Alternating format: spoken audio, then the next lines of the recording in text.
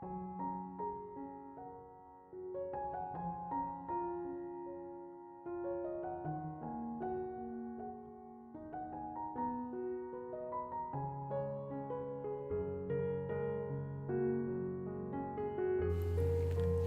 Ibu, saudara-saudari, adik-adikku yang terkasih, Shalom, berkah dalam, piye kabare. Selamat memasuki hari Minggu Prapaskah yang pertama. Dan selamat setia terus dalam melakukan retret agung. Saya mengajak Anda untuk kembali mendengarkan firman Tuhan. Kita siapkan hati kita. Tuhan sertamu dan sertamu juga. Inilah Injil Yesus Kristus menurut Santo Matius, dimuliakanlah Tuhan. Sekali peristiwa Yesus dibawa oleh Roh ke padang gurun supaya dicobai iblis. Setelah berpuasa 40 hari dan 40 malam, akhirnya Yesus lapar. Lalu datanglah si penggoda dan berkata kepadanya, "Jika engkau putra Allah, perintahkanlah supaya batu-batu itu menjadi roti." Tetapi Yesus menjawab, "Ada tertulis, manusia hidup bukan dari roti saja, tetapi dari setiap firman yang keluar dari mulut Allah." Kemudian iblis membawa Yesus ke kota suci dan menempatkan dia di puncak bait Allah. Lalu iblis berkata kepadanya, "Jika engkau putra Allah, jatuhkanlah dirimu ke bawah, sebab ada tertulis mengenai engkau. Ia akan memerintahkan malaikat-malaikatnya dan mereka akan menerima engkau di atas tangannya, supaya kakimu jangan terantuk pada batu." Yesus berkata kepadanya, "Ada pula tertulis, janganlah engkau mencobai Tuhan Allahmu." Setelah itu iblis membawa Yesus ke atas gunung yang sangat tinggi dan memperlihatkan kepadanya semua kerajaan dunia dengan kemegahannya. Iblis berkata kepadanya, "Semua itu akan kuberikan kepadamu jika engkau sujud menyembah aku." Lalu berkatalah Yesus kepadanya, "Enyalah iblis, sebab ada tertulis, engkau harus menyembah Tuhan Allahmu, dan hanya kepada Dia sajalah engkau berbakti." Sesudah itu iblis meninggalkan Yesus, dan lihatlah, malaikat-malaikat datang melayani Dia. Demikianlah sabda Tuhan. Bapak, Ibu, saudara-saudariku yang terkasih, dalam bacaan Injil pada hari Minggu ini kita mendengar Yesus dicobai oleh iblis. Dibawa ke padang gurun. Kemudian Yesus berpuasa 40 hari 40 malam. Sungguh luar biasa. Niat untuk terus datang kepada Tuhan harus lahir dari dalam diri kita. Puasa juga bukan supaya dilihat orang, tapi harus lahir dari dalam diri kita. Ada niat yang baik. Supaya niat-niat baik itu menggerakkan hati kita untuk bertahan seberat apapun godaannya. Bapak, Ibu, saudara-saudariku yang terkasih. Yesus tadi dicobai oleh iblis. Tapi Yesus tidak kalah. Pertanyaannya, why? Kenapa? Dalam permenungan saya, karena Yesus tidak mementingkan dirinya sendiri. Dia berjuang untuk mendengarkan perintah Bapanya. Bagaimana dengan kita? Ketika kita dihadapkan pada godaan-godaan.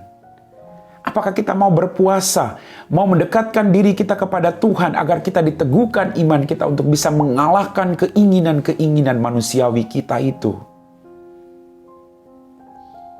Maka kita diberi kesempatan oleh gereja selama 40 hari ini untuk berpantang dan berpuasa.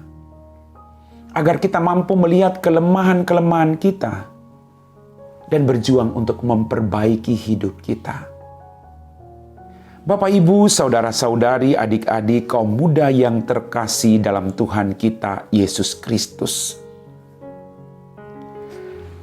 Berhadapan dengan pelbagai godaan, kita harus tegas tanpa kompromi seperti Yesus. Kita harus bisa mengatakan tidak terhadap keinginan diri kita sendiri atau tawaran-tawaran orang lain yang membawa kita jauh dari Tuhan. Kita harus mengatakan tidak. Kita harus tegas. Seperti yang dilakukan Yesus. Dia sangat tegas berhadapan dengan godaan-godaan setan. Karena bagi dia, rahmat dari Bapanya akan selalu menyertai dia. Maka kita juga berhadapan dengan godaan-godaan, kita harus tegas dan percaya Yesus tidak akan pernah meninggalkan kita. Bapak, Ibu, saudara-saudariku yang terkasih, kita kadang ditawari hal-hal yang kadang membawa kita semakin jauh dari Tuhan. Kemarahan, kebencian, iri hati, nafsu tidak teratur, harta, kekayaan. Lalu kadang kita lupa Tuhan, kadang kita lupa keluarga, kadang kita lupa untuk menolong orang lain. Karena kita fokus hanya kebahagiaan diri kita sendiri. Mari dalam masa puasa ini, kita kembali melihat diri kita. Apakah saya sudah sungguh-sungguh seperti Yesus yang dengan tegas mengatakan tidak terhadap tawaran atau godaan-godaan setan? Hanya kepada Allah kita harus menyembah. Maka percayalah Bapak Ibu, saat ini Tuhan akan mendampingi engkau apapun situasi hidupmu, seberat apapun pergumulanmu. Tuhan mendampingi engkau, asalkan engkau bekerja sama dengan Tuhan, tidak mengandalkan diri sendiri. Bapak, Ibu, saudara-saudariku yang terkasih, Rabu Abu yang barusan kita lewat menjadi tanda tobat dan tanda kerapuhan kita sebagai manusia.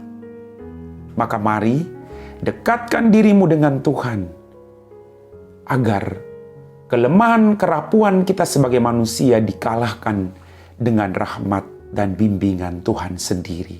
Amin. Bapak, Ibu, saudara-saudariku yang terkasih, kita telah diteguhkan oleh firman Tuhan. Mari kita siapkan hati kita untuk berdoa. Dalam nama Bapa dan Putra dan Roh Kudus. Amin. Ya Tuhan Allah Bapa kami dalam kerajaan surga, terima kasih atas rahmat kehidupan yang Kau percayakan kepada kami. Ampuni dosa kami. Tuhan, Engkau tahu siapa kami, manusia yang lemah dan rapuh ini. Kami kadang dihadapkan pada godaan-godaan duniawi, nafsu, kemarahan, kebencian, iri hati, dendam, yang membawa kami semakin jauh daripada-Mu Tuhan. Maka utuslah kuasa Roh Kudus-Mu untuk menguasai segenap pikiran, perkataan, dan perbuatan kami.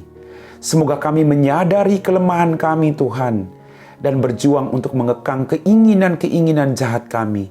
Dan biarlah rahmat-Mu tersalurkan dalam kehidupan kami. Tuhan, hanya kepada-Mu kami berharap. Hancurkan segala kejahatan dalam diri kami. Hancurkan segala kefasikan dalam diri kami. Dan biarlah Engkau bertakhta dalam hidup kami masing-masing. Kami puji Engkau Bapa, kini dan sepanjang segala masa. Amin. Tuhan sertamu dan sertamu juga. Semoga kita sekalian diberkati oleh Allah yang Maha Kuasa, Bapa dan Putra dan Roh Kudus. Amin.